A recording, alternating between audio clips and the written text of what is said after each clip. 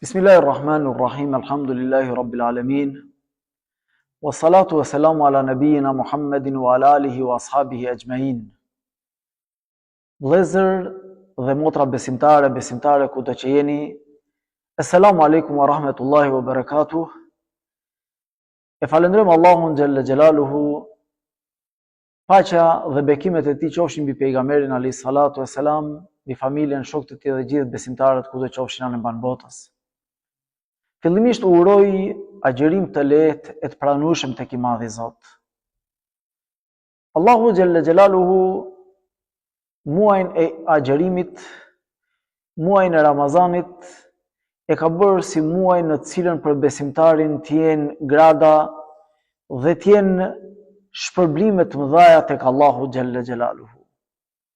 Për këtë dhe Allahu xhalla xjalaluhu e ka bërë këtë muaj në cilën ne agjërojmë, muaj me cilën ne të fitojmë shpërblimet më të mëdha tek Allahu xhalla xjalaluhu. Një prej gjërave me cilën Allahu xhalla xjalaluhu e ka bërë është se muslimani të fitojë shpërblimet dhe të fitojë kënaqësinë e Allahu xhalla xjalaluhu gjatë agjërimit me lutjet dhe duat e tij.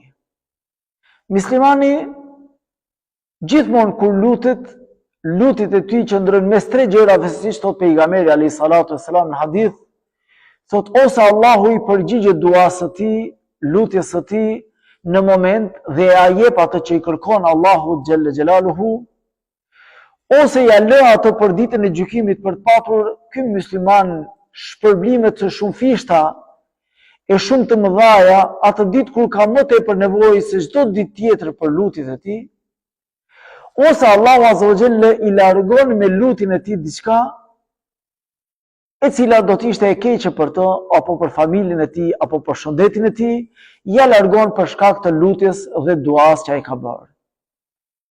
Por kur muslimani është agjërueshëm, lutja e tij ka më tepër vlerë.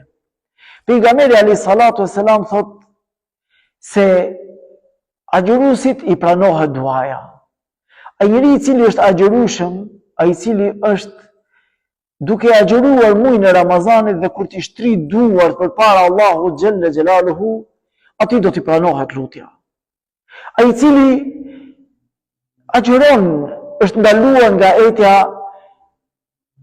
i lodhur nga mungesa e ushqimit, ai i shtrin duart duke i kërkuar Allahu xhalla xjalaluhu, me këtë shtrirje të duar dhe e gëzon përsëri Allahun xhalla xjalaluhu dhe fiton kënaqësinë e Allahut, ashtu siç e fiton kënaqësinë e Allahut me agjërimin, e fiton edhe me lutjet e tij, sepse Allahu azza wa jalla gëzohet kur një rob prej robëve të tij shtrin duar duke u lutur Allahut xhalla xjalaluhu. E kjo e bën që lutja të jetë një prej ibadeteve më të mira për muslimanin, e në veçanti kur ai është agjërueshëm.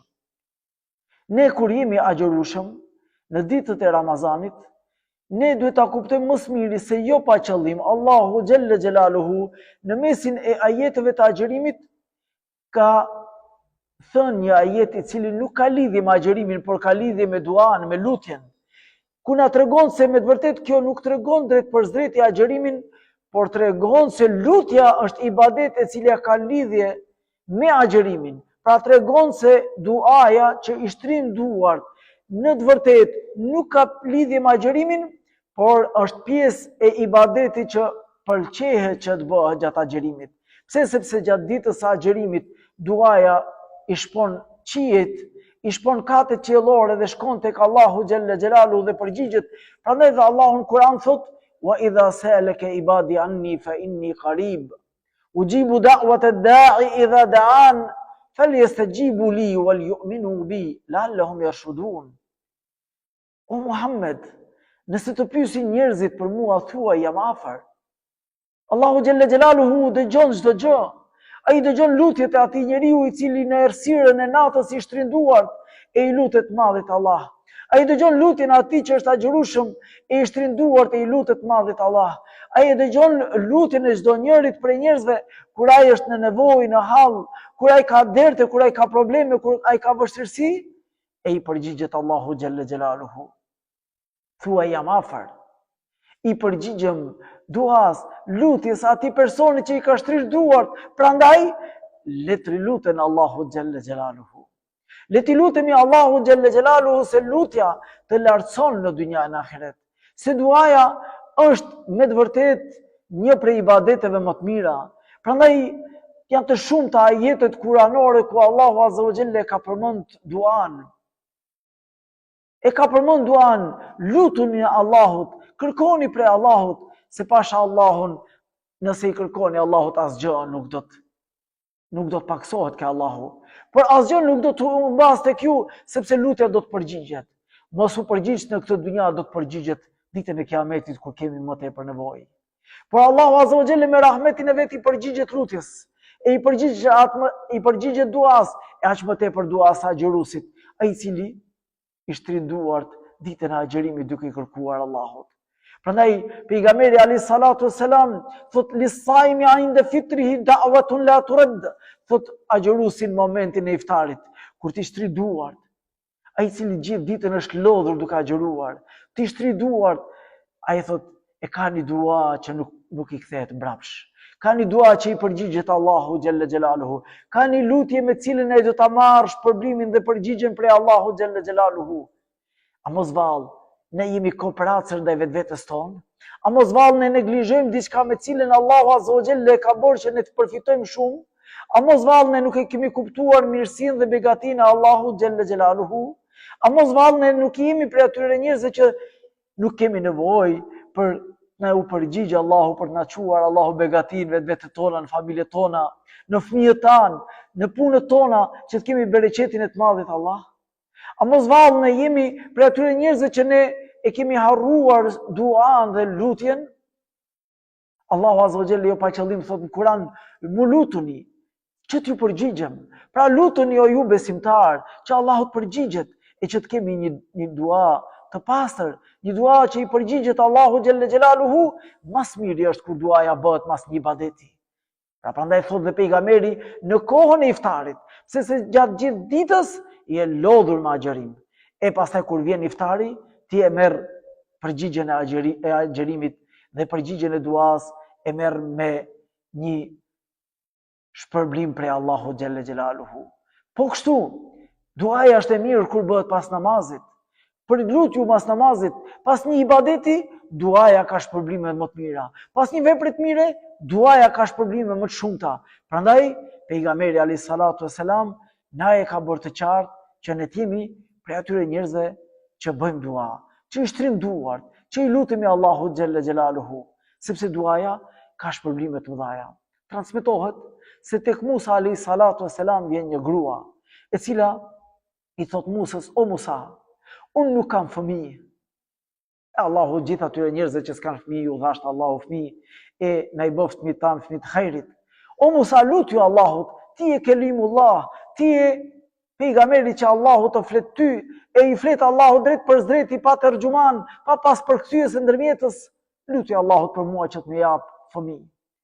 E Musa kur flet me të madhin Allah, siç transmetohet, Allahu azza wa jalla thot, o Musa, unë atë grua e kam bërë që të mos lind fëmijë.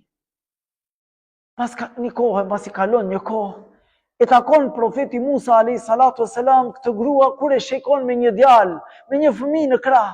I thot, o motër, i kujt është ky fëmijë? I thot, i imi o Musa. Subhanallah, habitet Musa. Thot, si ka mundsi? Thot, Allahu azza wa jalla ma çoi dhurat. Ndoshta prej duas tënde o Musa. E Musa nuk e dinte. Musa e dinte se ajo nuk do të kishte fëmijë. Musa e dinte se Allahu azza wa jalla e kishte shkruar dhe ku shkon tek Allahu e pyet, o i madhi Allah, si dhe fëmia asaj gruas? Ti më tregove mua që ajo grua nuk do të lindë. Thot, o Musa, ajo nuk e humbi shpresën tek unë. Ajo vazhdonte të shtrinte duart, duke u lutur, o i madhi Allah më jep fëmijë. O i madhi Allah më begaton me fëmijë. E atëherë thot, më erdhi turp që të mos i përgjigjesha lutjes së saj. Prandaj thot pejgamberi alayhis salatu wassalam, inna Allaha hayyun kerimun. Allahu është ai i cili i vjen turp që të mos i përgjigjet lutjes së dikujt. Ai është bujar e i vjen marrë me mos i përgjigjet duas ndonjërit kur ti shtri duart për t'i kërkuar. Prandaj, ta shfrytëzojmë në çdo moment, mas çdo ibadeti, mas çdo punë të mirë, ti lutemi Allahut për vetët tona, për fëmijët tanë, për prindrit tanë, e ta lutim Allahun që ta bëjë neve prej banorëve të xhennetit të mëshushëm. Allahu na i pranoft lutjet tona, ibadetet tona, duat tona, e Allahu na i pranoft agjërimin ton, e na bashkoft në xhennetin e mëshushëm. Wassalamu alaikum wa rahmetullahi wa barakatuh.